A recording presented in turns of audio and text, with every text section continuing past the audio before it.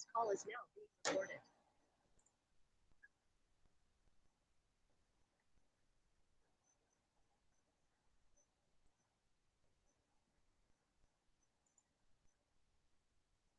Olá, pessoal, boa noite. Tudo bem? Hoje nós vamos falar de um grupo de micro-organismos que acometem bastante alguns indivíduos quando esses estão hospitalizados, quando estão em internação prolongada, ou com o uso de antibioterapia prolongada, né? Ou se tratar de um grupo de micro-organismos que tem uma diferença significativa de outras bactérias, como no caso das enterobactérias, que é o perfil de sensibilidade dela, já é um pouco mais resistente, diferenciado do que as enterobactérias de um modo geral, né? Hoje vamos falar dos bacilos gram-negativos não fermentadores de glicose, sobretudo o gênero Pseudomonas aeruginosa, que é o mais prevalente desses micro-organismos, tá certo? Isso entre outros que nós vamos citar, certo? Então, falando um pouco de forma generalizada sobre esses micro-organismos relacionados aos não fermentadores de glicose, é que eles são micro-organismos aeróbios estritos, ou seja, só sobrevivem praticamente na presença de oxigênio. São bacilos retos ou levemente curvos, dependendo da espécie bacteriana que você está encontrando. Como vocês estão vendo essa imagem aqui, ao lado esquerdo são retos e um pouco à direita mais curtos e também curvos, não é verdade? Então, são cocobacilos gram-negativos também, também tem uns que são mais alongados, depende muito do gênero que a gente está trabalhando, né? Móveis com um ou mais flagelos polares, raros, são imóveis, né? Muito raro você encontrar uma bactéria dessa imóvel, mas que existe, lógico, né? Podem também apresentar fímbrias, que são aquelas fibrilas, que são as piles, né? Que podem servir como adesão dessa bactéria, aderência dessa bactéria, como um fator de virulência, né? A mucosa, e aqui são alguns da morfologia, algumas das morfologias que você pode observar nesse tipo de bactéria, né? Os cocobacilos, as mais curvas um pouco, né? Algumas pseudomonas, por exemplo, né? Cocobacilo, nós estamos observando aqui. Aqui são os flagelos polares, que vocês podem observar, e assim como as fímbrias que vocês estão observando aqui, que são encontradas em diversas espécies bacterianas, né? O comportamento e os meios de cultura, observamos bastante isso quando nós vimos meios de cultura, que as bactérias fermentadoras de lactose, fermentadoras de glicose, ela tem uma condição de fermentar a lactose em alguns meios de cultura, como, por exemplo, o Agar-McConkey, né? Então, você pode diferenciar, inclusive, as lactose positivas das lactose negativas, certo?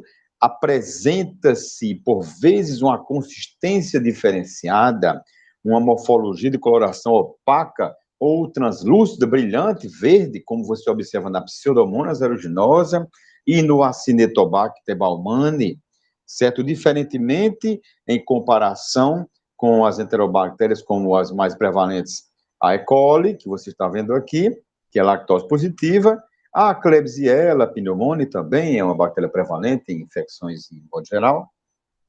É lactose positiva também, porém ela tem uma consistência mais mucoide e bem maior a colônia. E a Pseudomonas aeruginosa é diferente, ela apresenta uma consistência menor, ou seja, mais, eu posso dizer, ela é mais translúcida, ela é mais transparente, certo?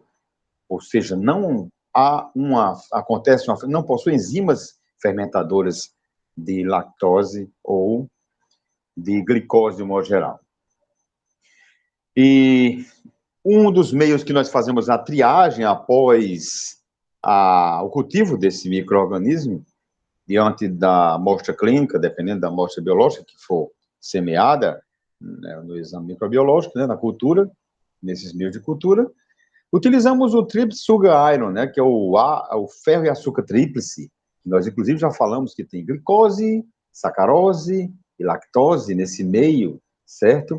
Então, podemos, inclusive, diferenciar as fermentadoras de glicose, certo? Com as não fermentadoras de glicose ou de lactose, de um modo geral, né?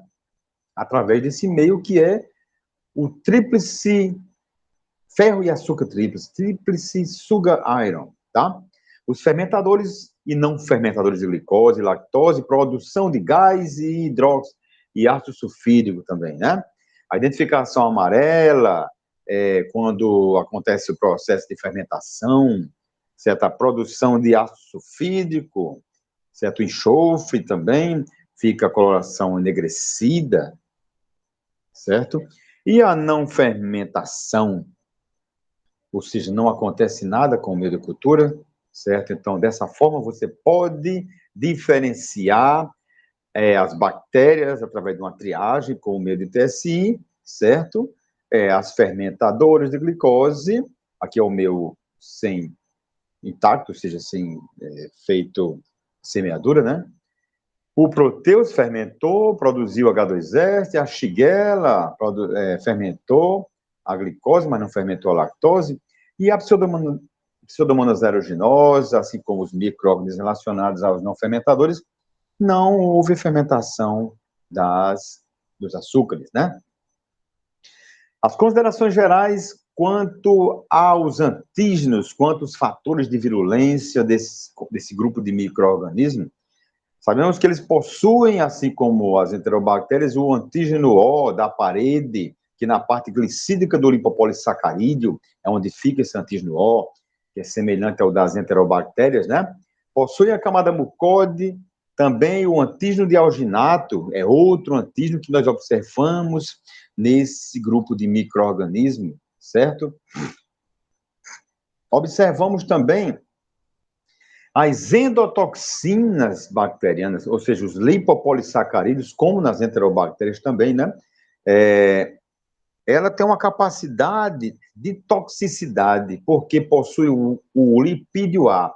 É aquele choque séptico que dá, certo? Que acontece, acomete o indivíduo, esse lipídio A, que é uma endotoxina, certo? Que fica, que liga ao fosfolipídio, ao polissacarídeo, certo? Aquela cória, a gente pode chamar, que desencadeia o processo inflamatório, e também a imunogenicidade dos polissacarídeos, ou seja, a capacidade de produção de anticorpos, a capacidade de reconhecimento dessa bactéria através de exames laboratoriais, através do antígeno O, que é o antígeno somático, que tem a capacidade de gerar uma imunogenicidade no indivíduo, não é isso?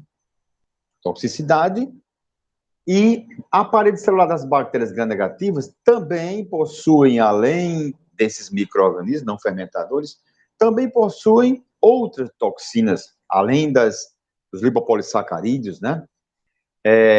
E enzimas também. A exotoxina A, que tem uma função primordial dentro desse grupo de não fermentadores, que é um inibidor da síntese de proteína, produz dano aos tecidos, ou seja, aí tem uma função imunossupressora também, né?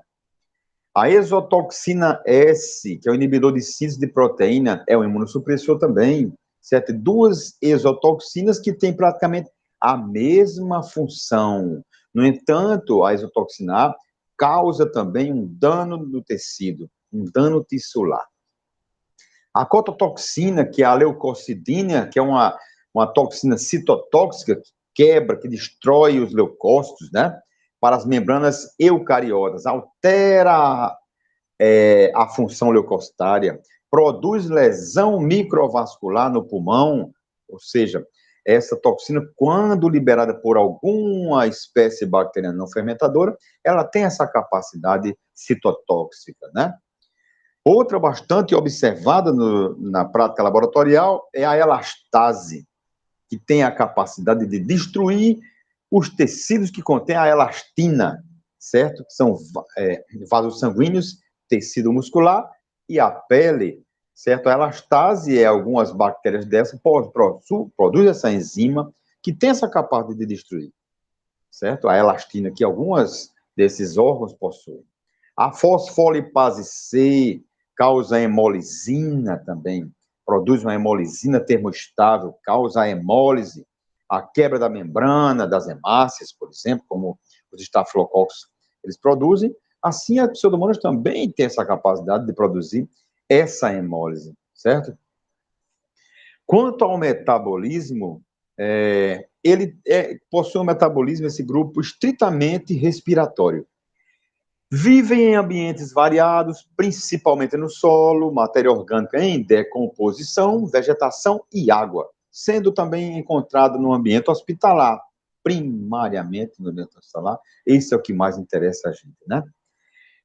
Distribuída em muitos reservatórios, como alimentos, banheiros, pias, equipamentos de terapia, soluções desinfetantes, água destilada com microdiluentes, já que esses micro-organismos, eles têm uma afinidade por ambientes úmidos. Então, poderemos encontrar desses tipos de reservatórios úmidos, né, como alimentos, banheiros, pias, equipamentos de terapia intensiva, outras soluções de forma geral, com essas bactérias colonizando. Por isso a importância do Serviço de Controle de Infecção Hospitalar para elucidação desses micro-organismos, dessas infecções, para também que faça a descolonização desse ambiente de forma adequada, né? São quimio-organotróficos, ou seja, têm a capacidade de sintetizar proteínas a partir do petróleo. O petróleo é um produto orgânico, certo? Então, eles têm a capacidade, a partir da utilização de algumas substâncias químicas existentes no petróleo, certo? Já que eles são quimio-organotróficos, não são seres autotróficos, eles utilizam de produto químico para gerar energia, certo? Para produzir essa energia e sintetizar as proteínas. Possui necessidades nutricionais mínimas para a sobrevivência, utilizando matéria orgânica, como você viu aqui, o petróleo, não só o petróleo, mas qualquer tipo de matéria orgânica, como fonte de carbono, nitrogênio e carboidrato. O petróleo tem tudo, é rico.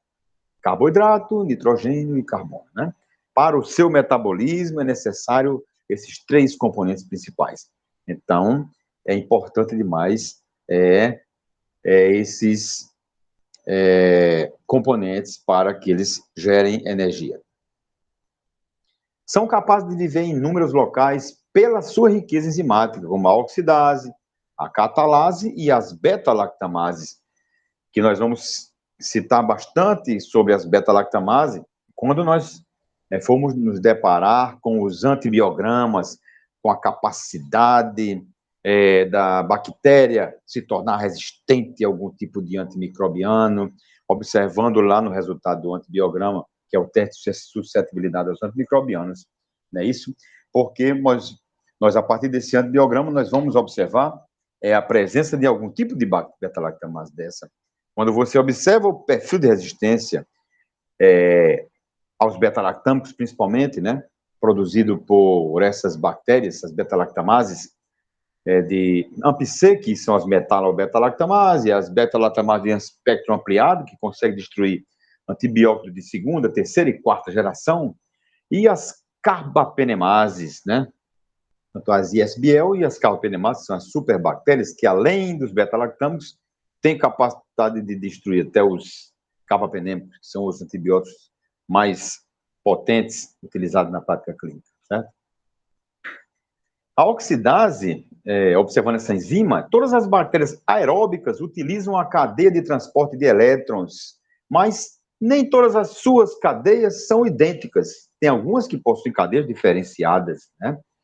Algumas bactérias têm citocromo-oxidase C, enquanto outras não possuem essa enzima citocromo-oxidase, certo? Então, a partir dessa produção dessa enzima citocromo-oxidase, a bactéria tem a capacidade de transferir, a partir dessa reação que acontece quando ela libera essa citocromo-oxidase, transferir elétrons ao oxigênio, certo? Transferir alguns elétrons para o oxigênio, certo? Então, é uma capacidade oxidativa de quebrar de quebrar um átomo, uma molécula e transferir esses elétrons para o oxigênio. Tem alguns que têm a capacidade a gente chama de oxidase positiva, e tem outros que não têm a capacidade, que são as oxidases negativas, que não tem a enzima citocromo C oxidase, certo? Então, existem alguns testes laboratoriais que observamos essas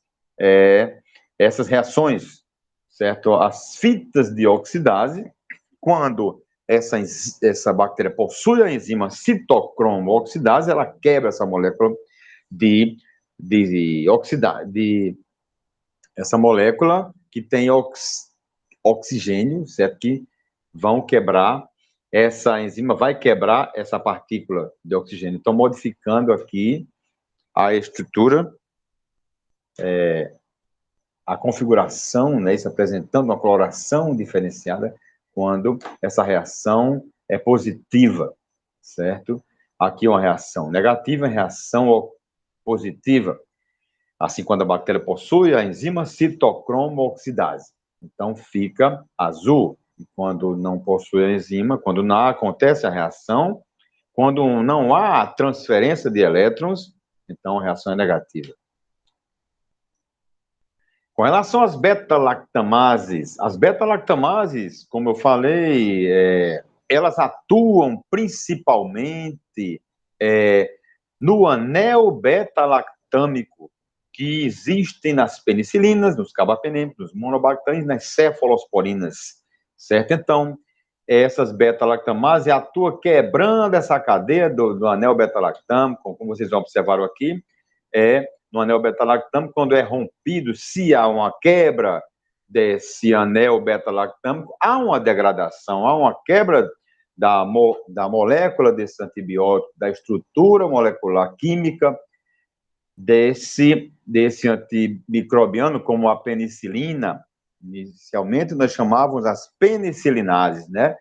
Que as penicilinases são beta-lactamases também, certo? Só que, aos poucos, as bactérias vão produzindo em grande quantidade essas penicilinases, essas beta-lactamases, que destroem o anel beta-lactâmico, certo? E chegando a destruir, inclusive, as cefalosporinas. Quando quebra esse anel beta-lactâmico, destrói a cadeia da cefalosporina. Então, não atua, não há, de forma significativa, bloqueia a ação desse antimicrobiano, certo? A mesma forma com os carbapenêmicos, com as carbapenemase, e da mesma forma também com os monobactães, no caso o Astreonam, certo? Os carbapenêmicos, a imipenem, meropenem, as cefalosporina de primeira, segunda, terceira e quarta gerações, não é isso? Muitas espécies produzem pigmentos, que inclusive é utilizado na prática laboratorial para diferenciar umas bactérias das outras, né? Essa pigmentação, principalmente pelo gênero Pseudomonas, ela produz tanto a piocianina, pioverdina, piorubina e piomelanina, dependendo da espécie bacteriana, subespécie bacteriana, porque a gente observa também que a Pseudomonas aeruginosa tem essa capacidade de produzir tanto a piocianina quanto a pioverdina, ou nenhuma ou uma delas, tá? Que vai facilitar, inclusive, o diagnóstico, né? Aqui mais uma imagem mostrando a piomelanina, sua cor marrom, certo? Outra coisa, pigmento azulado, fluorescente, a piocianina, ou amarelado também, você observa dessa forma. Pigmento fluorescente da pioverdina e a piorubina. A piorubina é bastante rara de se observar nesse micro-organismo. As mais prevalentes produzem mais a piocianina e a pioverdina, no caso a Pseudomonas aeruginosa, como vocês estão vendo aqui nessas placas de cultura. São amplamente distribuídos na natureza. vivem em ambientes variados, principalmente no solo, matéria orgânica em decomposição, tudo isso nós já falamos, né? O mais importante é a gente rever sobre as que são encontradas no ambiente hospitalar. Por que no ambiente hospitalar? Porque algumas dessas espécies são patogênicas, certo? Porém, encontra uma condição de oportunidade, por isso que nós chamamos de micro-organismos oportunistas, que têm a capacidade de causar infecções hospitalares, certo? E aquela coisa, a antibioterapia prolongada vai facilitar a instalação desses micro-organismos, já que ele tem um perfil diferenciado das outras bactérias. Eles já são resistentes, intrinsecamente resistentes a múltiplos antibióticos, naturalmente resistentes, né? Com relação agora ao principal membro desses não fermentadores de glicose, no caso a Pseudomonas aeruginosa, que vamos falar agora, certo? É o mais importante membro, o mais prevalente em todas as infecções hospitalares, principalmente na infecção do trato respiratório inferior, certo? Infecções urinárias, quando o paciente é submetido a cateterização vesical também, né? Os fatores de virulência observados na Pseudomonas aeruginosa é o polissacárido capsular, nós já observamos isso, inclusive, nas enterobactérias, e no grupo dos não fermentadores, que foi citado ao longo dessa exposição. Fíbrias com adesina, semelhante à dos gonococos e outras bactérias, como a Escherichia coli, né? Observamos bastante isso aí, certo? Possuem essas fíbrias que são filamentos de proteína que se projetam da célula, envolvidos também na conjugação bacteriana ou permitem a adesão à superfície das células epiteliais do hospedeiro durante uma infecção, tá certo? Por que eu falo envolvido na conjugação bacteriana? Porque nós sabemos que existem dois tipos de fímbrias, as fímbrias sexuais e as fímbrias comuns, são as pilis. As comuns são aquelas que participam da adesão da aderência dessa bactéria às mucosas. E aquelas fibras sexuais são aquelas que se projetam para outra célula bacteriana, formando esse canalículo que vai levar um fragmento de DNA, um transposon, pode ser também, a partir da reprodução sexuada, produção por conjugação, pela transferência de um fragmento do plasmídio para acoplar no plasmídio da outra bactéria, da bactéria receptora, não é isso?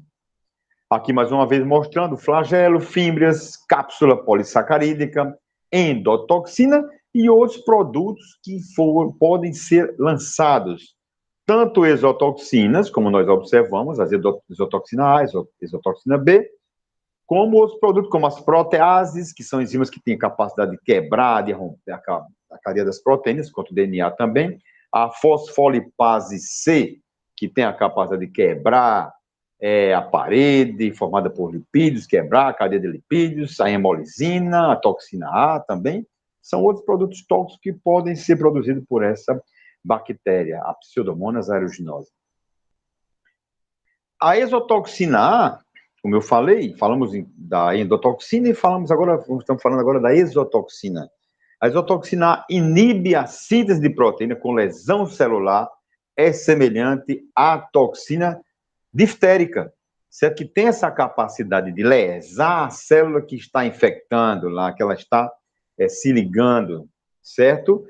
Já a exotoxina S não tem a capacidade de lesar a célula, de quebrar a célula, mas inibe a síntese de proteínas, tá certo?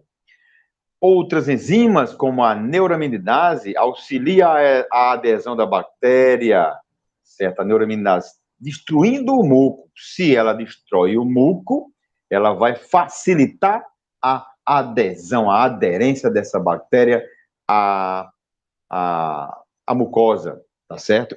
A partir das fibras também, né? a fosfolipase C, a lise de membranas plasmáticas, e a elastase, que é uma enzima também produzida pela Pseudomonas aeruginosa, cliva os inibidores de proteases leucocitárias, tá certo? A leucocidina é uma toxina leucotóxica que vai romper, vai quebrar, vai destruir as células, principalmente os leucócitos. A piocianina é uma substância que é liberada por algumas bactérias, como a Pseudomonas aeruginosa, assim como a pioverdina, piomelanina, piocianina, certo? Inibidora dos movimentos ciliares que existentes na mucosa, a gente sabe que tem cílios, certo? Então, vai inibir os movimentos ciliares. Está presente no pus, formado por essas bactérias. Nós observamos bastante essa enzima, quando também fazemos esse cultivo de forma in vitro, no laboratório. Resistência múltipla a antibióticos por produzir vários plasmídios R. Isso aí, ela tem uma resistência múltipla, como eu falei, intrínseca, natural já, mas também que tem uma capacidade enorme de desenvolver, de produzir as beta-lactamases, as carbapenemases, que tem a capacidade de destruir vários antibióticos através da resistência bacteriana a esses antibióticos. Essa bactéria é ubíqua, ou seja, pode ser encontrada em vários tipos de ambiente, como nós falamos, né? Desde que tenha aquela umidade, aquela temperatura ideal para que possa desenvolver, certo? É uma bactéria oportunista, não faz parte da flora normal residente, certo? Ela não é encontrada na flora normal residente, a não ser que o paciente tenha sido submetido a essa terapia antimicrobiana ou algum tipo de contaminação ou colonização por esse micro-organismo. O isolamento da bactéria encontra-se muito em ambiente hospitalar, como eu falei, em ambientes que tenha a possibilidade e essa condição de ele se desenvolver, como em pias, como em restos de líquidos de respiradores, né? Isso em qualquer outro lugar pode ser encontrado. Nos banheiros, né, dessas unidades hospitalares. Com relação à patogenia, ela está relacionada às condições de oportunidade quando a queda do sistema imunitário também, a queda do sistema imunitário ou também a utilização de um procedimento invasivo, certo? O paciente é submetido a uma cirurgia, é submetido a uma cateterização, não é verdade? Então, tem essa condição, tá? Além da queda ou do sistema imunitário por ocasião de outro problema, né, existente nesse indivíduo. Infecções pulmonares, fibrose cística, imunodeficiência com produção de muco. A gente sabe que a fibrose cística tem uma deficiência imunológica, certo? É produzida pela Pseudomonas aeruginosa, certo? Então, leva a uma maior suscetibilidade da mucosa à infecção. Se existe essa imunodeficiência, se existe uma condição de uma grande produção de muco, vai favorecer um ambiente mais ainda propício para desenvolver esse micro-organismo, certo? A Pseudomonas aeruginosa, ela está envolvida, assim como a Bucodéria cepacia, como a Stenotrophomonas maltophilia, envolvida bastante nesse processo de infecção pulmonar, principalmente no trato respiratório inferior, causando a fibrose cística. Observamos aqui o pulmão, certo? Com acúmulo de muco em determinada região aqui, acúmulo de muco nessa determinada região, aqui, vocês estão vendo aqui, certo? Então, esse acúmulo desse muco vai favorecer a instalação e a colonização desse micro-organismo, certo? Observamos aqui a produção de muco, grande quantidade de muco, certo? O paciente fica broncoaspirando demais, certo? Ou seja, com os brônquios congestionados, certo? Então, isso vai facilitar a instalação desse micro-organismo, causando uma infecção pulmonar, certo? A partir da fibrose cística. Aqui, mais uma vez, demonstrando como acontece. Aqui mostrando uma via aérea normal, ela limpa uma pequena camada de muco, que recobre a parte da via aérea, da parede dessa via aérea, certo? Os bronquíolos, bronquíolos, até que chegar aos alvéolos, né? Aqui à direita, nós mostramos aqui as vias aéreas dilatadas, não é isso? As vias aéreas dilatadas. E uma camada de muco denso e pegajoso, observamos aqui, aumentada, bastante comprometida, ou seja, a luz dessa via aérea está comprometida, está obstruída. E observamos, após a instalação desses micro-organismos, a produção de infecção bacteriana, produção de vestígios, observação de vestígios de sangue também, certo? E aqui são as vias aéreas afetadas pela fibrose cística, certo? Outras infecções são observadas, principalmente nos pacientes que sofrem queimaduras de primeiro, segundo ou terceiro grau, certo? Já que observamos em queimaduras, é o exudato que é produzido, é um exudato líquido, um exudato seroso e não purulento, que vai facilitar, inclusive, que fique a região úmida, que fica fácil de se instalar esses micro-organismos também, como vocês estão observando aqui, algumas lesões, certo? E a instalação dessas bactérias aqui nessas regiões que foram afetadas por essas queimaduras. Outras infecções também ela pode causar, inclusive é bastante observada, infecções de ouvido, porque quando se fazem mergulhos, banhos, de forma que, sem cuidados, entra, às vezes chama de água no ouvido, e essa água pode proporcionar um ambiente à infecção por Pseudomonas aeruginosa, certo? Assim como infecções oculares, endocardites, bacteremias, infecções de vias urinárias, tudo é passível de acontecer por todos os tipos de micro-organismos, principalmente por esses que têm uma questão importante, a oportunidade, ou seja, eles necessitam dessa oportunidade, ou seja, são micro-organismos oportunistas, certo? E para fechar, eu vou citar mais alguns grupos de micro-organismos, mais algumas espécies, além da Pseudomonas aeruginosa, que também são bastante isolados, certo? No caso da Bucodéria cepacia, também tem, epidemiologicamente, a gente pode compará-la à Pseudomonas aeruginosa, porém ela é menos virulenta. E tem uma observação que eu posso fazer aqui, importante, é que a Bucodéria cepacia, não todos os antibióticos têm a capacidade de combatê-la. Tem em torno de 4 a 5 mil antibióticos apenas, tá? Assim como a Bucodéria pseudomallei, que é um saprófita, a epidemiologia ubíqua, pode ser encontrada em qualquer lugar, né? É responsável por mielidose, que é uma infecção supurativa aguda, ou infecção pulmonar crônica, que é rara no Brasil, encontrada, é mais prevalente lá no Sudeste Asiático, certo?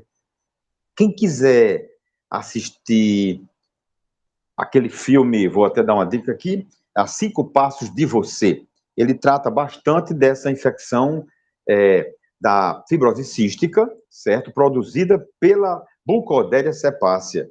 Certo? É uma infecção bastante grave, difícil de tratamento, e o filme é perfeito, maravilhoso, romântico, drama e romântico, é um drama envolvendo romance também, que trata exatamente desse problema causado pela Bucodéria cepacia, que é a fibrose cística. A 5 Passos de Você. Recomendo. Stenotrofomonas maltophilia, ela é muito oportunista e também resistente à antibioterapia, assim como a Bucodéria cepacia. É responsável por infecções hospitalares, na maioria delas, e são caracterizadas por bacteremia, pneumonia, meningite e infecções do trato urinário. Quer dizer, em vários órgãos ela também pode acometer, pode causar infecções. Outra bactéria que nós consideramos bactéria emergente é o Acinetobacter baumannii, o Acinetobacter calcoaceticus, né?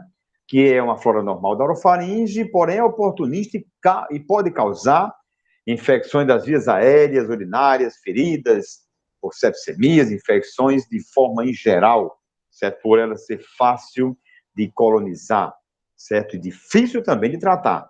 Esses micro-organismos não fermentadores de glicose têm essa particularidade de ser resistente a múltiplos antibióticos, certo? Então, por isso essa dificuldade de se tratar, né? A Moraxella catarrhalis também é uma bactéria importante, né? Participa da flora normal e das vias superiores e causa bronquite, broncopneumonias em idosos e indivíduos com doença pulmonar crônica, já que ela faz parte da flora normal do trato respiratório superior, fica bem mais fácil dela, por uma questão de oportunidade, se instalar, né? Isso a partir de uma bronquite, a partir de uma inflamação, uma queda da imunidade, e se instalar nos brônquios ou no pulmão, ok? E aqui é só para mostrar a prevalência do Acinetobacter baumannii, que eu falo sempre que é uma bactéria emergente. Observamos essas regiões em vermelho, que isso aqui alguns anos atrás. Hoje já deve ter aumentado, inclusive na África, na Ásia, na região da América Central ou também da América do Sul. Essa prevalência deve ter aumentado, não é isso? Basicamente é isso que eu quero falar sobre Pseudomonas aeruginosa e bactérias não fermentadoras de glicose, certo? E fechamos hoje com essa imagem mostrando alguns desses micro-organismos e a capacidade de produzir essa pigmentação, que é, inclusive, fácil de identificar ela nos meios de cultura no laboratório. É isso. Pois, obrigado pela atenção e até a próxima.